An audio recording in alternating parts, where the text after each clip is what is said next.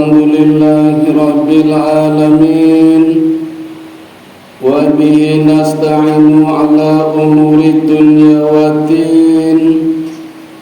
Wassalatu wassalamu ala ashrafil anbiya'i wal mursalin wa ala alihi wa sahbihi ajma'in. Amma ba'du. Ashhadu an la ilaha illallah wahdahu la syarika lahu wa ashhadu anna Muhammadan abduhu wa rasuluhu la nabiyya ba'da. Qala Allah ta'ala fi kitabihil karim, a'udzu billahi minasy syaithanir rajim. Ya ayyuhalladzina amanu taqullaha haqqa tuqatih wa la tamutunna illa wa antum muslimun. Shadaqallahul adzim. Faya ibadallah usikum wa nafsi bitaqwallah faqad fazal muttaqun. Ma'asyiral muslimin, jamaah Masjid Al-Hikmah yang dirahmati Allah. Pada kesempatan khutbah siang hari ini, khatib akan menyampaikan salah satu kisah di dalam Al-Quran yang kiranya kurang begitu viral, padahal kisahnya terdapat di dalam surat yang sangat viral, yaitu surat Yasin, yang di dalam Quran menempati posisi surat yang ke-36, yaitu tentang kisah Ashabul Qaryah. Kisah Ashabul Qaryah Allah tuliskan di dalam surat Yasin mulai dari ayat 13. A'udzu billahi minasyaitonir rajim. Wadrib lahum mathalan ashabul qaryah idja'ahal mursalun. Dan buatlah suatu perumpamaan bagi mereka, yaitu penduduk suatu negeri, ketika utusan-utusan datang kepada mereka. Ayat ini diturunkan ketika Nabi berada di puncak kesedihannya, ditinggal oleh dua orang yang sangat dicintainya, Khadijah binti Khuwailid binti As'ad sebagai istrinya, dan Abu Thalib sebagai pamannya yang meninggalkan beliau. Seolah-olah Allah memberikan bekal kepada Nabi Muhammad. Inilah yang namanya dakwah. Tidak mesti disambut dengan baik. Ketika di Taif, Rasul tidak disambut, justru malah disambit, dilempari dengan batu, dikucuri dengan kotoran onta. Maka Allah memberikan bekal ini. Inilah namanya dakwah, yang kadang jalannya naik turun, berlubang, bergelombang, banyak polisi tidur, berkelok-kelok, banyak ondak dan duri. Maka ketika Nabi Muhammad dalam kesedihannya, Allah turunkan ayat ini untuk membekalinya. Ketika utusan-utusan Allah kirim ke negeri yang namanya Ashabul Qaryah. Ayat ke-14-nya, ketika kami mengutus kepada mereka dua orang utusan, lalu mereka mendustakan keduanya, kemudian kami kuatkan dengan utusan yang ketiga, maka ketiga utusan itu berkata, sungguh kami adalah orang-orang yang diutus kepadamu. Ayat ini menjelaskan bahwa Allah tidak cuma satu utusan yang dikirim untuk dakwah ke negeri Ashabul Qaryah, tetapi tiga. Ada apa dengan penduduk Ashabul Qaryah hingga Allah mengirimkan tiga utusan, tidak satu? Kalau kaum Dzurriyyat Qabil, Allah cukup kirimkan Nabi Nuh alaihi salatu wassalam. Kalau kaum Ad, Allah cukup kirim Nabi Hud. Kaum Samud, Allah cukup kirim Nabi Saleh. Kaum Al-Aika, Allah cukup kirim Nabi Syuaib. berdakwah ke negeri kaum Sodom, Allah cukup kirim dengan Nabi Lut. Dan untuk kaum Madian, Allah cukup kirim Nabi Musa alaihi salatu wassalam. Nah, Ashabul Qaryah ini Allah langsung kirim 3 rasul. Ada apa dengan Ashabul Qaryah? Inilah yang masih menjadi teka-teki di dalam Al-Quran. Sengaja Allah sembunyikan. Allah berharap hambanya akan menjadi hamba-hamba yang cerdas, dan diharapkan di masa depan akan lahir ahli-ahli sejarah baru. Namun demikian, banyak para ahli yang mencoba menggali di dalam sejarah di mana letak Ashabul Qaryah. Maka muncullah banyak pendapat. Ahli sejarah pertama, Ashabul Qaryah letaknya berada di negara Syria. Ahli sejarah kedua mengatakan Ashabul Qaryah letaknya masih menjadi bagian dari negara Turki. Ahli sejarah ketiga mengatakan Ashabul Qaryah berada di Lebanon. Dan ahli sejarah yang keempat mengatakan Ashabul Qaryah letaknya di tepi sungai Aris, sungai yang bermuara di lautan Mediterranean atau Laut Tengah. Disebut Laut Tengah karena letaknya berada di tengah-tengah antara 3 benua, Asia, Eropa, Afrika. Maka sangat strategis dan menjadi pusat peradaban kota nomor 2 di dunia setelah Alexandria. Maka dari keempat pendapat ini mencoba digabungkan, ternyata Ashabul Qaryah meliputi 4 wilayah: Al-Quds, Alexandria, Romawi, dan Antokia. Nah, Antokia inilah yang menjadi pusat sumber malapetaka, menjadi negara yang dibinasakan oleh Allah, yang disebut di dalam Quran sebagai penduduk Ashabul Qaryah. Ke Ashabul Qaryah inilah Allah mengirim 3 rasul. Mula-mula 2, karena umatnya mendustakannya, Allah kirim 1 lagi menjadi 3 rasul. Siapa nama 3 rasul ini? Ulama salaf menyebutkan di dalam kitab Bidayatul wal Inayah, Ibnu Katsir menuliskan 3 rasul yang Allah kirim adalah Nabi Shadiq, Nabi Saduq, dan Nabi Shalum. Sementara menurut ulama khalaf dalam tafsir Al-Misbah, Quraisy Shihab menyebutkan 3 rasul yang Allah kirim tiada lain adalah muridnya Nabi Isa alaihi salatu wassalam. Nabi Isa punya murid 12 yang disebut dengan kaum Hawariyun, kaum penolong Allah yang semuanya beragama Islam. Saya ulangi, muridnya Nabi Isa jumlahnya 12, semuanya beragama Islam. Surat Al-Imran ayat 52. Dan ketika Isa berkata kepada muridnya, siapa di antara kalian yang hendak menolong agama Allah? Semua muridnya menjawab, kami siap membela agama Allah. Dan dari 12 muridnya itu, Nabi Isa mengirimkan 3 rasul. Dalam riwayat lain, Allah langsung mengirimnya sendiri 3 rasul. Dan nama-nama rasul itu adalah yang pertama Nabi Yuha atau Nabi Yahya. Di dalam Injil disebut Yohanes, yang di dalam Ibnu Katsir namanya Nabi Shadiq.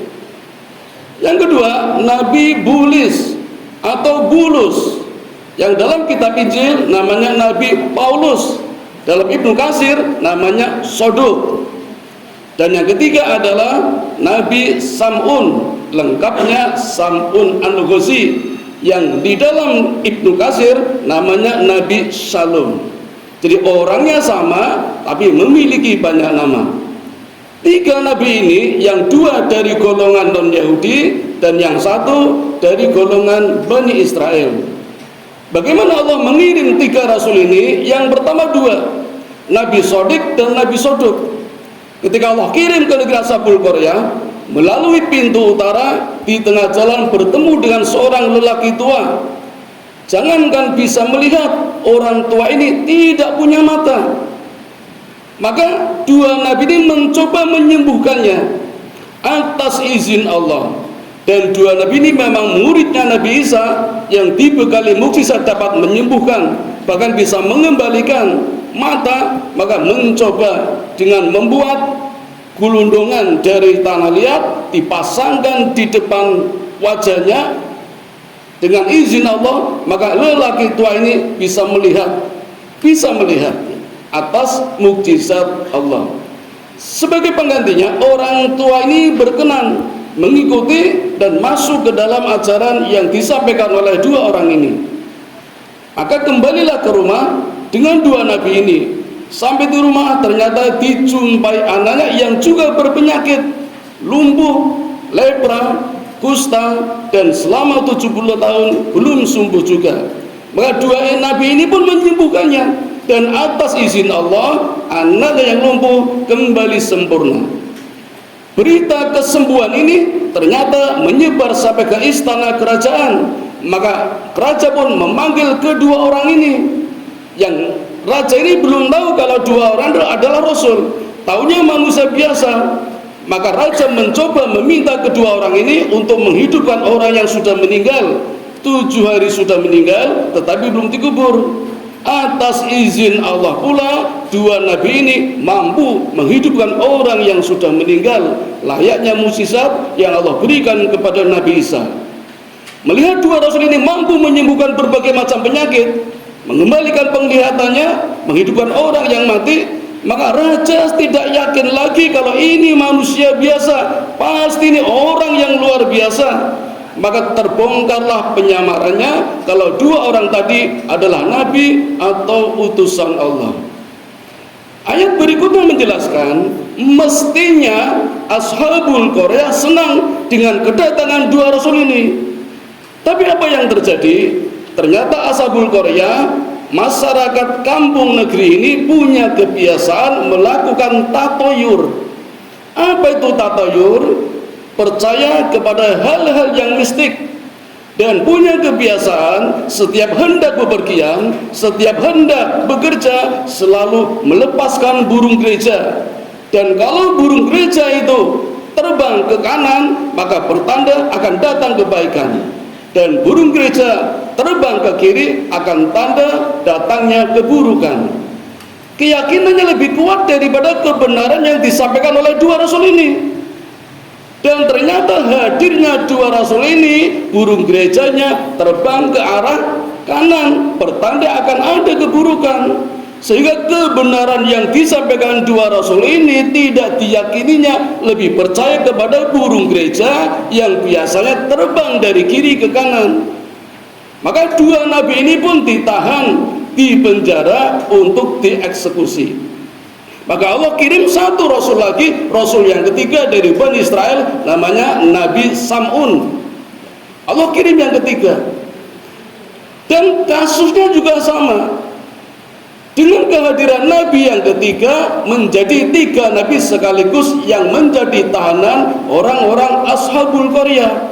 Mereka tidak mau menerima pelajaran yang Allah berikan lewat 3 rasul ini.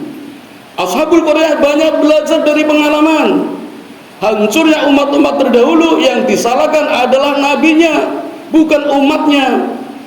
Dzurriyyat Qabil Allah tebas dengan banjir bandang, yang disalahkan Nabi Nuh, padahal kesalahan umatnya.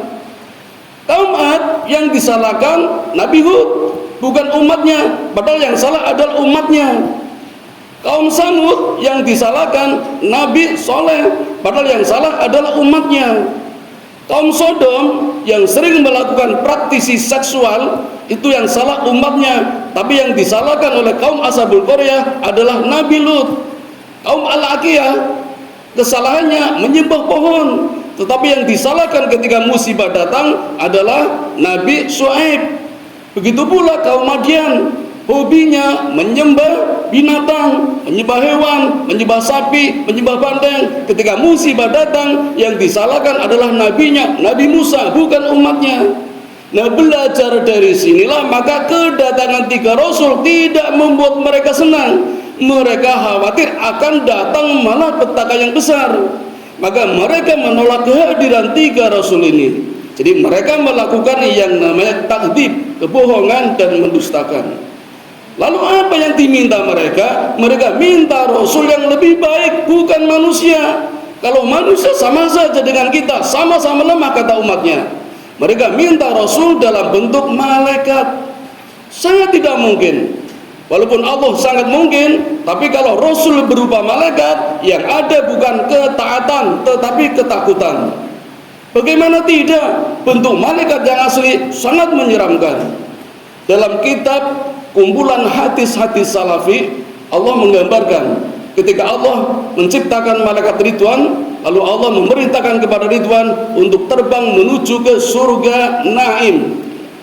Maka terbanglah malaikat Ridwan ini dengan kecepatan 300 km per detik, baru dengan satu sayap. Tetapi belum sampai pula ke negeri, ke surga yang namanya Naim. Berhari-hari, berbulan-bulan, bertahun-tahun, sampai 80 tahun cahaya, malaikat Ridwan ternyata belum sampai pula ke surga yang namanya surga Naim, surga yang terdekat dengan kehidupan kita. Padahal dekat, tapi jauh. Maka kembalilah Ridwan dan mengatakan kepada Allah, aku belum menemukan surga yang namanya surga Naim. Itu baru malaikat Ridwan. Bagaimana dengan rajanya malaikat, malaikat Jibril, yang Nabi menggambarkan ketika aku melihat ke utara, yang aku lihat hanya sayap-sayapnya malaikat Jibril. Begitu aku membalik ke selatan, yang aku lihat juga sayap-sayapnya malaikat Jibril, sejumlah 600 sayap, kanan 300, kiri 300. Yang kalau Jibril mengepakkan satu sayapnya saja, sementara 599 sayap masih mengatup, itu mampu terbang melesat jauh dengan kecepatan 50 kalinya malaikat biasa. Jadi 1 detik kali 300.000 km dikalikan 50 kalinya. Itulah kekuatan malaikat Jibril. Kalau Rasulnya malaikat, yang ada bukan ketaatan tetapi ketakutan. Tapi inilah yang diminta oleh Ashabul Qaryah, sehingga tidak menerima kedatangan 3 Rasul ini. Sehingga 3 Rasul ini disiapkan untuk dieksekusi kalau tidak segera meninggalkan penduduk Ashabul Qaryah. Tentu saja tidak, karena perintah Allah. Maka ketika 3 Rasul ini hendak dieksekusi, tiba-tiba datang lelaki tua dari ujung kota. Ayat 20 mengatakan, waja'a min aqsal madinati rajulu yas'aqu la ya qaumit tabiul mursalin.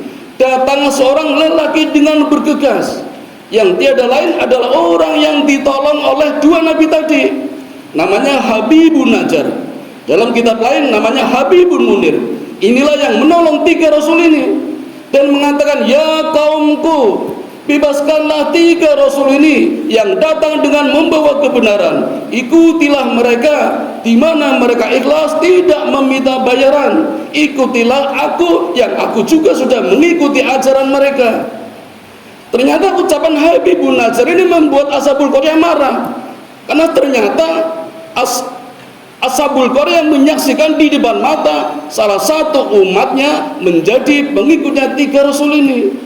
Maka yang dieksekusi justru tidak 3 Rasul ini, justru Habibun Najjar. Habibun Najjar dieksekusi, dipendam badannya, kepalanya dilempari dengan batu, ditarik lagi, diinjak-injak perutnya sampai keluar kotoran dari lubang kemaluannya, kemudian dilemparkan ke dalam sumur dan meninggal dalam keadaan mati syahid.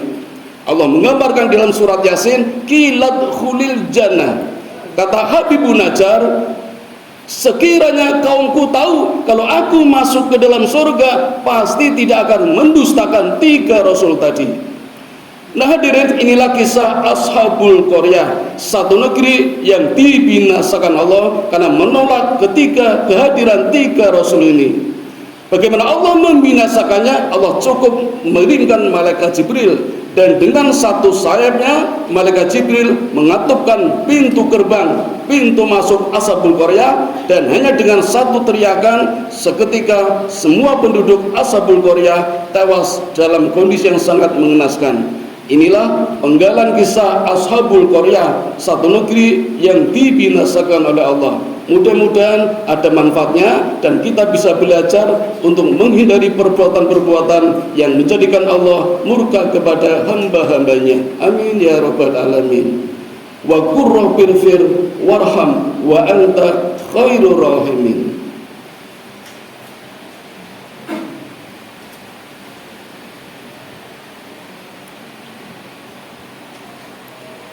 Alhamdulillahilladzi hadana lihada wa ma kunna linahtadiya laula an hadanallah. Allahumma salli ala sayyidina Muhammad wa ala ali sayyidina Muhammad. A'udzu billahi minasyaitonir rajim. Bismillahirrahmanirrahim. Ya ayyuhalladzina amanu qu anfusakum wa ahlikum nar. Hadirin yang dirahmati Allah, pasca kehancuran negeri Ashabul Qaryah, ternyata Allah menyelamatkan 3 rasul ini. Sementara Habibun Najjar Allah angkat masuk ke dalam surganya. Dan 3 rasul ini mencoba membangun kembali negeri Ashabul Qaryah, terutama di pusat perkotaan yang namanya Antakya. Bagaimana 3 rasul ini membangun kembali kota Antakya ini? Dalam riwayat dikisahkan 3 rasul ini mengajarkan dan mengamalkan surat Yasin, menjadikan surat Yasin sebagai suatu budaya dan tradisi. Maka kembalilah Antakya sebagai negeri yang dibinasakan oleh Allah menjadi negeri yang dibina oleh Allah, dan jadilah satu negeri yang baldatun thayyibatun wa rabbun ghafur. Maka negeri Antakya yang sekarang, negeri Antakya yang baru dikenal dengan nama negeri Yasin atau kaum Yasin. Maka kalau ada orang bertanya di mana atau apa yang disebut kaum Yasin, tiada lain adalah Antakya yang baru yang dibina oleh Allah. Sementara Antakya yang lama adalah Antakya yang sudah dibinasakan oleh Allah. Inilah kisah yang kurang begitu viral, tetapi terdapat di dalam surat yang sangat viral. Setelah Antakya menjadi negara yang makmur, maka kisah berikutnya 3 rasul ini hijrah ke masing-masing wilayah.